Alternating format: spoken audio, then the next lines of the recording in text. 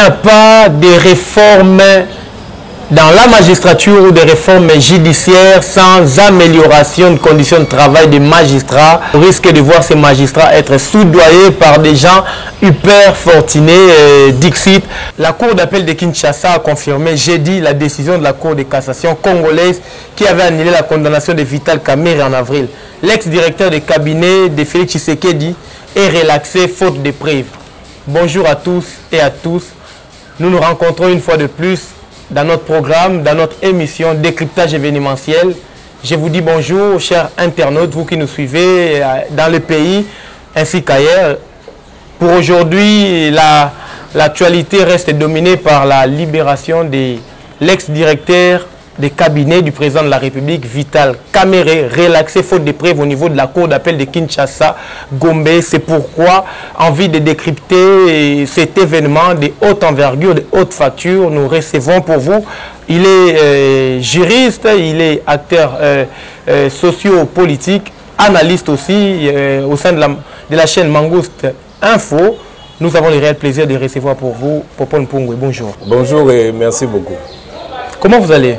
Oui, ça va. Vous le savez que l'actualité politique et sociale est dominée par la relaxation de l'ex-directeur de cabinet du président de la République, Vital Kamerhe, des présidents nationaux en exercice du parti politique INC. Qu'est-ce que cela vous dit? Comment vous recevez cette relaxation au niveau de la Cour d'appel de Kinshasa-Gombe?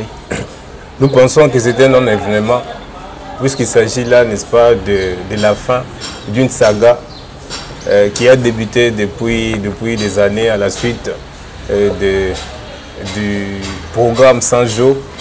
Et donc nous estimons que la relaxation ou l'acquittement de M. Vital Kamerhe n'est qu'une suite logique de ce que nous avons dit depuis toujours, que M. Kamerhe était bel et bien innocent, faute de preuves, soutenu par le ministère public et la partie lésée. Et alors, aujourd'hui, on parle de l'acquittement au niveau de la Cour d'appel. Il a été condamné en 2020 pour 20 ans de travaux forcés au niveau du TGI Gombe. Et une année après, sa peine a été revue à la baisse de 13 ans au niveau de la Cour d'appel. Et en avril dernier, la Cour de cassation a infirmé la décision de la Cour d'appel déclarant que cette procédure a été irrégulière au regard de certains articles du Code de procédure pénale. Et quelle est votre analyse juridique quant à ces faits?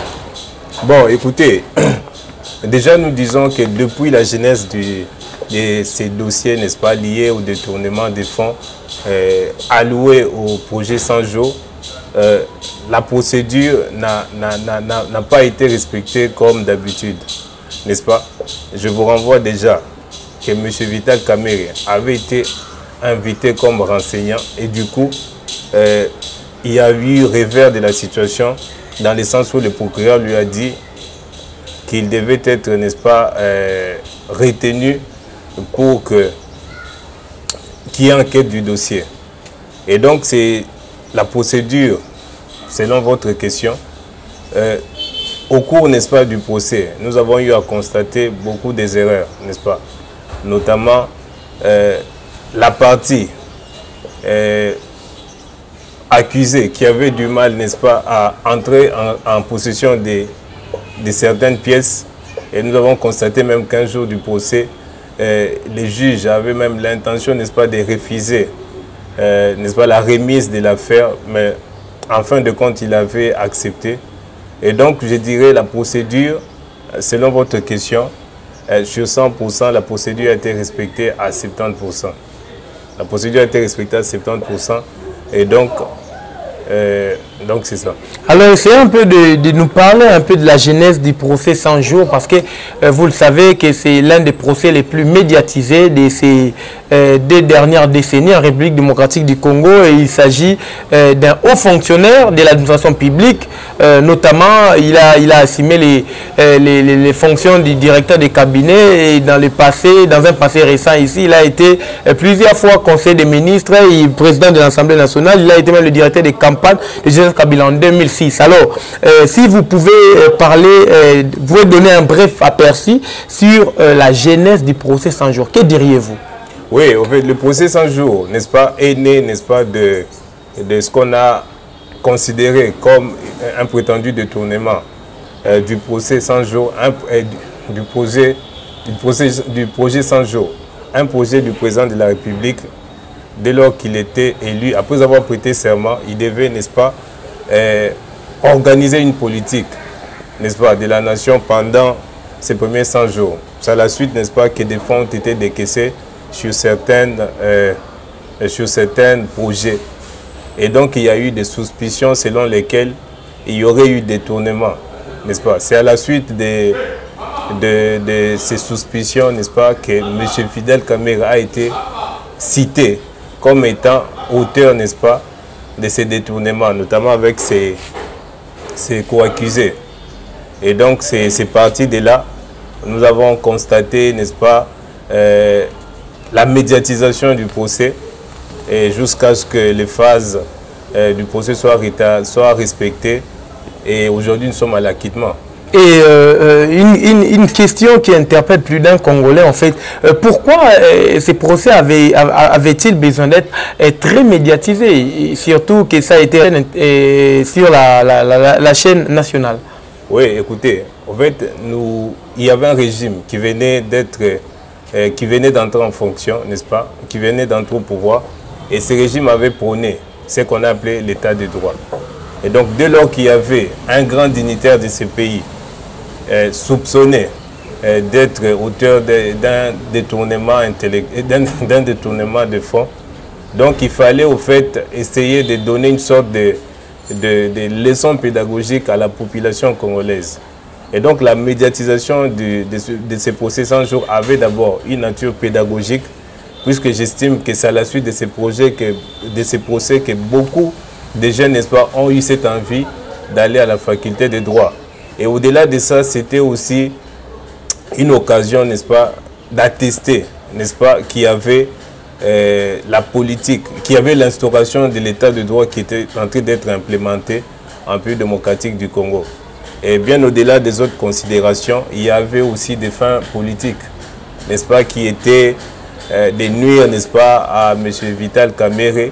Oui, parce qu'il y a une certaine opinion qui dit que Vital Kamere serait juste un agneau qu'on mène tout droit à l'abattoir. Absolument, absolument. Vous constaterez vous-même que M. Vital Kamere a plusieurs fois, n'est-ce pas, indexé la haute hiérarchie de ces pays. Il a dit, écoutez, ce n'est pas moi, c'est sur instruction d'un certain grand dignitaire que j'agissais, n'est-ce pas? Vous parlez du président de la République. Du président de la République. Et donc, ce n'est que normal, n'est-ce pas, qu'il y ait ces suspicions que je considère des légitimes. Ok. Et en tant que juriste, et en tant qu'expert des questions juridiques et surtout un procédurier, pouvez-vous nous dire un peu, est-ce que la procédure depuis la phase pré-juridictionnelle, dont je parle du parquet, ainsi que toutes les phases d'un procès, je parle de l'instruction, je parle de la plaidoirie et du prononcé du verdict, alors croyez-vous, selon votre intime conviction, que la procédure a été régulière? Oui, je dirais à 100%, la procédure a été régulière à 70%. N'est-ce pas? Depuis que M. Vital Kamere était invité comme renseignant et la suite du dossier transmis au tribunal de grande instance. Et donc nous avons constaté que la procédure était respectée, nonobstant seulement quelques erreurs, n'est-ce pas? Notamment le droit de la défense qui n'était pas bien respecté. On a eu à constater que pourtant les droits de la défense sont sacrés. Absolument. Nous avons eu à constater que les avocats conseils de M. Vital Kamere nécessaient de répéter, n'est-ce pas, qu'il y avait partialité dans ces procès-là. Et je venais tantôt d'évoquer ici la question liée à la communication de dossiers qui posait problème. Donc les avocats conseils de M. Kamere, à un certain moment, n'avaient pas connaissance, n'est-ce pas, des faits reprochés à M. Vital Kamere. Donc il fallait, n'est-ce pas, demander la remise pour un procès aussi délicat. que ce procès-là, je ne peux pas comprendre comment la partie, n'est-ce pas, accusée ne pouvait pas être informée des faits reprochés à Vital Kamerhe. Donc, je dirais la procédure a été régulière, nonobstant quelques irrégularités que je venais d'énoncer. Mais toujours dans la procédure, c'est ce refus de communiquer les dossiers, les pièces de dossiers répressifs sur lesquels on fonde ces différentes accusations. Là, vous avez relevé cet aspect des choses. Mais les internationalistes, je parle des juristes qui ont fait le droit international, nous renseignent que lorsque le procès est dépourvu d'équitabilité, alors là, on doit directement comprendre qu'il ne s'agit pas d'un vrai procès, qu'il ne s'agit pas en fait d'un procès qui respecte vraiment la volonté du législateur national ainsi qu'international. Alors, pourquoi croyez-vous, pensez-vous que la procédure a été respectée à 70% pendant que la grande opinion congolaise pense que la procédure a été respectée à 30%? En fait, c'est une réflexion, n'est-ce pas, que j'essaie de caricaturer, voyez-vous. Donc, lorsque je parle de la procédure respectée, je parle de toutes les phases, n'est-ce pas, qui aboutit, n'est-ce pas, à un procès pénal. Notamment, vous connaissez bien qu'il y a d'abord la phase préjudicielle, n'est-ce pas, où il y a l'enquête de la police, ensuite les parquets. Bon, M. Kamerhe n'était pas concerné par la police. Donc la phase au parquet a été respectée, n'est-ce pas, au tribunal. Elle a nommément été respectée et jusqu'à l'acquittement, n'est-ce pas. Donc là, toutes les phases étaient respectées. C'est pourquoi je disais qu'il y a eu des irrégularités, notamment le non-respect du droit de la défense que vous venez d'évoquer, qui constitue même une entrave pour le déroulement d'un procès pénal. Et donc, je crois que c'est ça. Et alors, le pourquoi de l'acquittement aujourd'hui? Parce que Vital Kamerhe, s'il y avait en réalité faute de preuves, pourquoi est-ce que ce procès a pris cette tournure? Pourquoi est-ce qu'il a avancé de plus en plus? Il a quitté les premiers degrés pour les seconds degrés jusqu'à aller en cassation. Si en réalité il y avait absence de preuves, est-ce que en fait l'acquittement aujourd'hui n'est pas un signal fort que la justice congolaise est en train de fonctionner ou d'agir sous l'ombre des injonctions invisibles? Absolument, c'est une thèse que je partage, n'est-ce pas? Donc l'indépendance de la justice à l'ombre des injonctions invisibles, n'est-ce pas? Au cours du procès présumé des 100 jours, n'est-ce pas, nous avons constaté, n'est-ce pas, l'inefficacité du ministère public à soutenir l'accusation liée au détournement des fonds. Et on ne nous a pas brandi, n'est-ce pas, des preuves conséquentes, n'est-ce pas, qui pouvaient clouer M. Kamerhe comme auteur du détournement. Et même les avocats de la République nous ont brandi, n'est-ce pas, une théorie qu'on a appelée aujourd'hui le détournement intellectuel. Une théorie, n'est-ce pas, qui n'est pas prise en charge par le droit pénal congolais. Absolument, puisque le droit pénal congolais est de stricte interprétation, comprenez-vous? Et donc, moi, je crois que M. Kamerhe, n'est-ce pas, avait... en fait, M. Kamerhe avait une certaine responsabilité administrative du fait de sa qualité officielle et du rôle qu'il avait joué, n'est-ce pas, à intimer de l'ordre, à se préposer, à agir, n'est-ce pas, dans les décaissements de fonds, voyez-vous. Et au-delà de ça aussi, une sorte de complicité.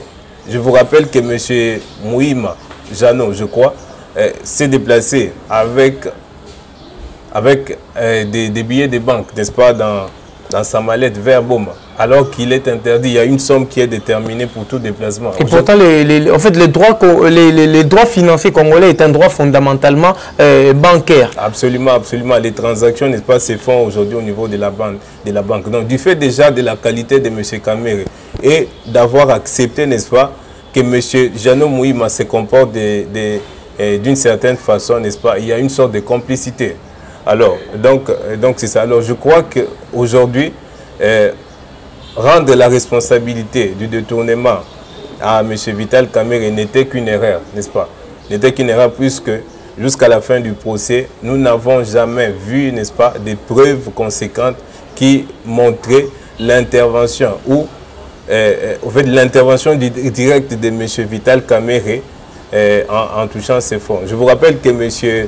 Jamal, n'est-ce pas, a soutenu avoir reçu, n'est-ce pas, des fonds. Et selon lesquels il y avait des conteneurs, n'est-ce pas, qui étaient vers la Tanzanie, je crois, qui étaient en train d'arriver. Exactement, à Dar es Salaam. Voilà, il a même dit qu'il y avait des travaux qui avaient débuté et je crois qu'au cours du procès, il avait demandé un moratoire selon lequel, si on lui accordait une certaine durée, n'est-ce pas, les travaux allaient finir. Alors, comme vous venez de poser la question sur le pourquoi de l'acquittement de M. Kamere, je dirais, écoutez, en fait, M. Kamere aujourd'hui est une pièce tournante, n'est-ce pas, de la politique congolaise. Mais il y a une certaine opinion qui affirme que après l'acquittement de Vital Kamerhe, c'est un homme vidé de toute substance et qu'il n'avait plus rien à apporter à la République parce que pour certains, il est aussi ménopausé. Non, non, mais écoutez, intellectuellement. M. Vital Kamerhe est président d'un grand parti, l'UNC, qui du reste, n'est-ce pas, M. Vital Kamerhe est un grand notable de la partie Est de la République, n'est-ce pas? Vous connaissez bien que si M. Félix Tshisekedi a été voté à l'Est du pays, c'est grâce à ces messieurs-là. Et on a constaté, lorsque M. Vital Kamerhe était en prison, la réaction de cette partie-là. Alors, à l'approche des élections, n'est-ce pas, il fallait, n'est-ce pas, réunir autour du président de la République, n'est-ce pas, des personnes qui pourraient l'introduire facilement à l'Est du pays, notamment M. Vital Kamerhe. Donc, dire que M. Vital Kamerhe, à ce jour, est vidé de toute substance, relève de la mauvaise foi. En tout cas, il a encore un grand rôle à jouer dans la scène politique congolaise. Mais bien évidemment, alors, qu'en est-il de l'entourage du chef de l'État? Parce qu'on a vu ça, ce que vous qualifiez des sagas judiciaires. Nous avons vu des conseillers du président de la République soutenir des propos qui tendaient dans le sens à pouvoir clouer Kamere. En fait, c'était en fait des témoins à charge contre Kamere. Alors, je me demande, ou nous nous demandons, aujourd'hui, Kamere est encore dans les sillages du chef de l'État. N'aurait-il pas encore des difficultés à pouvoir donner le meilleur de lui, selon vous, lorsqu'il est lui aussi entouré par des gens que nous qualifions des gens que l'on qualifie de loups pernicieux? Écoutez, en fait, la politique aujourd'hui, la politique congolaise aujourd'hui a une tournure, n'est-ce pas? Nous sommes à l'approche des élections et déjà il y a une sorte de crise politique qui s'est installée en République démocratique du Congo. Et donc, M. Kamere est une pièce vitale, n'est-ce pas, une pièce du puzzle qu'il faut, n'est-ce pas, associer pour combler ces vides-là. Alors, je crois que ces jeux, n'est-ce pas, ces jeux se feront entre deux personnes, le président de la République et M. Vital Kamerhe. Le conseiller, je ne vois pas à quel niveau les conseillers pourront, n'est-ce pas, inférer, n'est-ce pas, dans ces jeux d'amour entre le président de la République Félix Tshisekedi. Parce qu'on entend dire que ce sont cités qui ont été à l'origine de l'incarcération de Vital Kamerhe. Absolument, on a constaté l'homme de 50 notes techniques, M. Marcelin Bilomba, qui a fait preuve de ces 50 notes techniques au cours du procès, au cours de ses interventions dans le procès 100 jours.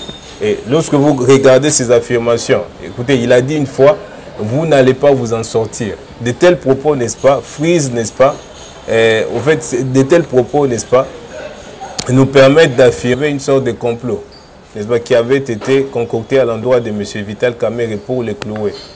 Et donc M. Vital Kamerhe aujourd'hui est une pièce tournante de la politique congolaise. Je ne vois aucunement les fameux conseillers du président de la République, les hommes forts, n'est-ce pas, inférés dans cet amour qui existe entre les deux personnes. Exactement. Alors, si nous devons parler un tout petit peu, juste un tout petit peu, pendant 1 ou 2 minutes, de la théorie du complot, parce qu'il n'y avait pas que Marcelin Bilomba qui aurait affirmé que Vital Kamerhe ne s'en sortirait pas lors de ces procès 100 jours. Nous avons aussi vu les bâtonniers de Matete, et nous croyons, Maître Koko Kayoudi, affirmer aussi que Vital Kamerhe, je le cite en lingala, il dit « Okomona, okolongate, okobimate ». En français, vous ne vous en sortirez pas. Absolument. Et pourtant, la déontologie des avocats par rapport à la loi de 1979 interdit à l'avocat plaidant de pouvoir tenir des propos qui n'ont rien à voir avec les fonds du procès. Alors, tenir de tels propos à l'endroit de Vital Kamerhe pousse à croire, selon votre logique, que les complots n'avaient pas été seulement que politiques, mais aussi judiciaires. Absolument, absolument, absolument. Et donc, voilà, vous venez d'évoquer les propos tenus par M. Koko Kayoudi, ancien bâtonnier du barreau de Matete, n'est-ce pas? Alors, donc, c'est ça. Le procès 100 jours est né à la suite, n'est-ce pas, d'un grand complot. D'un grand complot contre M. Vital Kamerhe qu'il fallait à tout prix, clouer.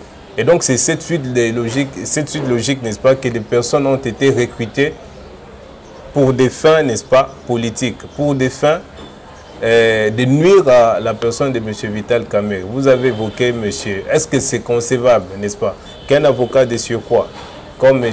Koko Kayudi, ancien bâtonnier, un grand dignitaire, n'est-ce pas, dans la corporation des avocats, tenir des propos pareils, si ce n'est pour des fins politiques. Pour des fins politiques. Je venais tantôt de dire ici qu'on a assisté à un procès où les preuves conséquentes devant, n'est-ce pas, incriminer M. Vital Kamerhe n'ont jamais été apportées, n'est-ce pas. On nous a ramené, n'est-ce pas, une théorie de détournement intellectuel pour essayer de persuader les juges, n'est-ce pas, puisqu'ils avaient constaté qu'avec cette logique, même la population congolaise allait constater que M. Vital Kamerhe, n'est-ce pas, est innocent. Donc c'est à la suite de cela qu'il y a des personnes qui ont été recrutées, comme les conseillers, n'est-ce pas, des anciens ministres qui ont défilé au tribunal, n'est-ce pas, M. Koko Kayudi, pour nuire à la personne de M. Vital Kamerhe. Alors, qui cache ces procès? Qui cache ces procès, comme on le dit, en fait, jusqu'à quand cette mélodie, ces procès qui a perduré aujourd'hui plus de 2 ans? En fait, pas seulement nous en tant que journalistes, mais aussi la communauté congolaise, la diaspora, et voire même le monde entier, la communauté des juristes à l'international, aimerait savoir que cache, en fait, quels étaient les dessous des cartes du procès 100 jours, concrètement. Alors, absolument.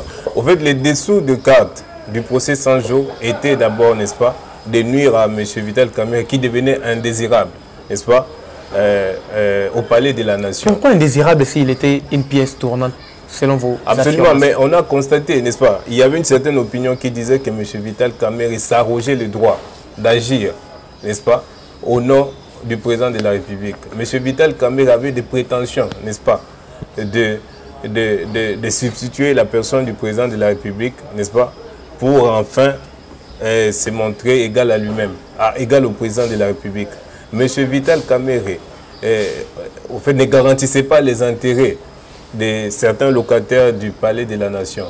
M. Vital Kamerhe serait en connivence avec les anciens dignitaires du régime, voyez-vous. Donc ce sont là les dessous des cartes qu'il fallait à tout prix clouer M. Vital Kamerhe pour affirmer le pouvoir qui venait d'être établi. Exactement, et Maître Popol, c'est clair aujourd'hui, Vital Kamerhe est à l'abri de toutes les sanctions pénales. Aujourd'hui, Vital Kamerhe a été acquitté. Aujourd'hui, Vital Kamerhe est ressorti en fait de cette prison, si je peux le dire, mentale. Il est aujourd'hui un homme libre, totalement libre. Alors, l'argent de la République est pillé, il y a eu un procès, il y a eu un juge. Je cite le juge Raphaël Yanni qui est décédé, qui a été assassiné, si je dois le dire, sauvagement assassiné. L'argent de la République a été détourné. Alors qui devra ou qui devront payer pour l'argent qui a été pillé et pour la mémoire de la famille et de la communauté congolaise en relation avec le juge Yanni, ces vaillants juges qui a dit payer de son sang pour l'aboutissement aujourd'hui, si je peux le dire, désastreux de ces procès. Écoutez, qui devra payer? Moi, je réponds personne. Actuellement, je ne vois personne qui devra payer, n'est-ce pas, de toute cette fumisterie qui a été organisée et médiatisée à la télévision nationale congolaise jusqu'à l'extinction, n'est-ce pas, de M. Raphaël Yanni, juge au tribunal de grande instance. Donc, je pense qu'aujourd'hui, c'est lui qui devra payer, n'est-ce pas, ne pourra payer que si aujourd'hui il y a une sorte de reconfiguration, n'est-ce pas, de l'appareil judiciaire et des autorités de la République démocratique du Congo. Écoutez, l'état de droit la politique, ou fait l'idée, n'est-ce pas, d'instaurer l'état de droit qui avait été implémenté, n'est-ce pas, par le président de la République, se voit aujourd'hui, n'est-ce pas, cloué par terre. Doit-on parler de l'état de droit dans une république où il y a des détournements, où il y a des présomptions de détournement, ces personnes-là sont,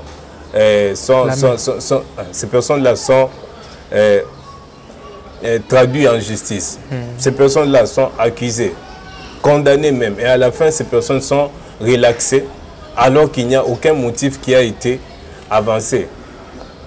Donc je crois que les personnes qui devront payer, n'est-ce pas, de ces procès 100 jours, de ces détournements, des fonds liés au programme 100 jours, ce n'est que s'il y a reconfiguration aujourd'hui de l'appareil judiciaire, reconfiguration aujourd'hui de la politique, n'est-ce pas, de la politique congolaise, c'est alors que les responsabilités seront établies et par conséquent, la justice sera rendue. Reconfiguration de la politique en République démocratique du Congo, reconfiguration de l'appareil judiciaire en République démocratique du Congo comme celle alternative pour que chacun paye par rapport au rôle qu'il a joué, lié soit au détournement orchestré lors du procès 100 jours, ou soit même de l'assassinat de Gigiani Dixit, Popol Mpungwe, analyste politique, acteur social et juriste de formation. Alors, Maître Popol, nous devons le dire, aujourd'hui, la République est ce qu'elle est, l'état de droit se voit en train de battre de l'aile. Que devons-nous attendre de ces régimes? Que devons-nous attendre de cet appareil judiciaire ou soit de ces politiques publiques? Écoutez, avec la caricature, n'est-ce pas, qui s'offre actuellement, je crois, pour espérer, n'est-ce pas, qu'il y ait amélioration de conditions liées à la bonne administration de la justice ou de la politique intérieure, n'est-ce pas, il faudrait qu'il y ait des réformes. Lorsqu'on parle des réformes, les réformes ne sont pas nécessairement électorales. Les réformes à tous les niveaux, n'est-ce pas? Écoutez, lorsqu'on parle de l'état des droits, on voit ce corpus de règles.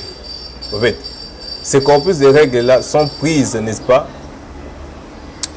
par des personnes revêtues d'une certaine qualité pour organiser l'État, n'est-ce pas? Alors, avec ce qui se passe actuellement, espériez-vous, n'est-ce pas, qu'il y ait changement, qu'il y ait, n'est-ce pas, amélioration des conditions plus démocratiques du Congo? Non, je ne pense pas. Et donc, à mon sens, je crois qu'il faudrait... Oui, Maître Popol, en quelques 30 secondes, vous avez parlé de l'appareil judiciaire qui doit être organisé en vue d'espérer à une administration de justice correcte. Alors, les derniers tests de la magistrature remontent à 2010, donc aujourd'hui, ça fait presque 12 ans.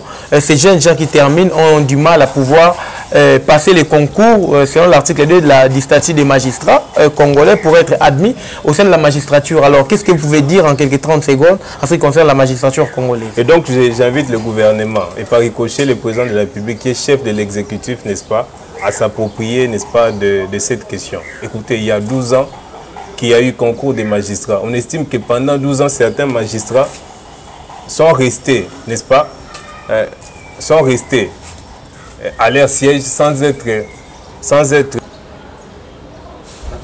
Oui, Maître Popol, en quelques 30 secondes, qu'est-ce que vous pouvez dire à propos de la magistrature congolaise, parce que les derniers tests relèvent de 2012. Donc aujourd'hui, 12 ans après, pas de renouvellement et tous ces jeunes qui viennent de terminer dans les universités sont encore sur les bancs de touche. Oui, écoutez, donc j'invite le gouvernement congolais et par ricochet le président de la République, n'est-ce pas, à s'approprier de cette initiative. En fait, les renouvellements de la magistrature suprême s'imposent aujourd'hui comme une alternative, voyez-vous. On ne peut pas parler des réformes, n'est-ce pas, judiciaires aujourd'hui, sans parler de la question liée au changement, n'est-ce pas, des magistrats. Et au-delà de cela aussi, l'amélioration des conditions, n'est-ce pas. Donc il faut revoir la rémunération et au-delà de ça, les motivations, n'est-ce pas, des magistrats pour leur permettre, n'est-ce pas, une certaine indépendance. On veut bien l'indépendance, n'est-ce pas, des magistrats dans un pays où les salaires, n'est-ce pas, des magistrats ne vaut pas sa survie quotidienne, n'est-ce pas. Donc s'il y a des politiciens, s'il y a des personnes riches qui débarquent avec des des millions de dollars, n'est-ce pas, ils vont concéder. Donc à ce jour, la réforme, n'est-ce pas, de l'appareil judiciaire passe d'abord par l'amélioration des conditions de magistrats et aussi cette question liée au test qui a eu lieu il y a 12 ans. Donc, que le gouvernement s'en approprie. Il n'y a pas de réforme dans la magistrature ou de réformes judiciaires sans amélioration de conditions de travail des magistrats, sans que l'État ne puisse les occuper avec des moyens conséquents, au risque de voir ces magistrats être soudoyés par des gens hyper fortunés. Dixit, Popon Pungwe, nous rappelons que Popon Pungwe, juriste de formation, analyste politique, il est aussi acteur social, il est aussi penseur et à qui nous disons merci.